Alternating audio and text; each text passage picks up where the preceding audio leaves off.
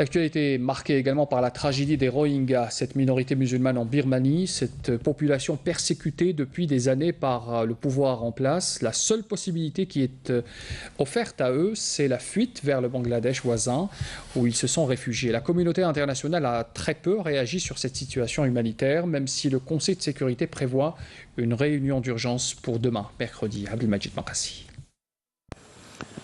Ils sont pourchassés par les autorités birmanes et à leur tête l'armée, comme si c'était des pestiférés. Ni les femmes sans défense, ni les vieillards, ni encore moins les enfants en pleurs ne sont épargnés par les violences au quotidien exercées par les militaires. On leur colle des tas de raisons, à commencer par le fait qu'ils soient liés à l'État islamique Daesh. Pourtant, rien de tout cela n'est vérifié. Leur seul tort est le fait d'être de confession musulmane. Et c'est un véritable nettoyage ethnique auquel sont soumis depuis des années les Rohingyas, la minorité musulmane de Birmanie. Un génocide qui ne dit pas son nom au vu et au su de la communauté internationale tout entière. Un drame humanitaire à ciel ouvert contre cette population qui avoisine un total d'environ 1 million de personnes. Traités comme des étrangers dans leur propre pays, la Birmanie est un pays à plus de 90% bouddhiste.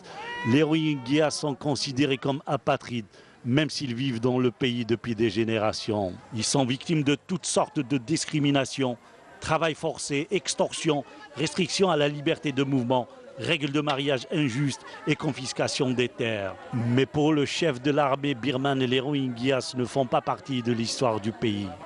Quant à la chef de la diplomatie birmane, San Suu Kyi, ancienne prix Nobel de la paix, qui il y a juste quelques années se battait contre la junte militaire birmane et représentait aux yeux du monde le chantre et le symbole de la lutte pour la démocratie et pour le respect des droits de l'homme.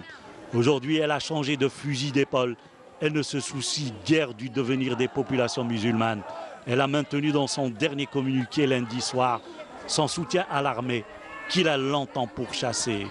La prix Nobel de la paix est très critiquée sur la scène internationale pour sa retenue et sa froideur sur ce sujet, mais reste fortement soutenue dans son propre pays. Devant la féroce chasse à l'homme, environ 370 000 Rohingyas ont trouvé refuge au Bangladesh pour fuir les violences dans l'ouest de la Birmanie. Depuis fin août, ont indiqué mardi les Nations Unies. Le flux des Rohingyas fuyant à pied dans la boue et la pluie semble se ralentir ces derniers jours, après un pic la semaine dernière. Mais le Bangladesh fait face à une crise humanitaire, les camps étant surpeuplés. Le Conseil de sécurité de l'ONU se réunira demain mercredi pour discuter des violences en Birmanie. Cette réunion en urgence du Conseil de sécurité se tiendra alors que les inquiétudes internationales vont croissantes sur le sort des Rohingyas dans l'État birman Rakhine. Le haut-commissaire de l'ONU aux droits de l'homme, Zeid Ra'ad al-Hussein, avait estimé lundi que leur situation semblait être un exemple classique de nettoyage ethnique.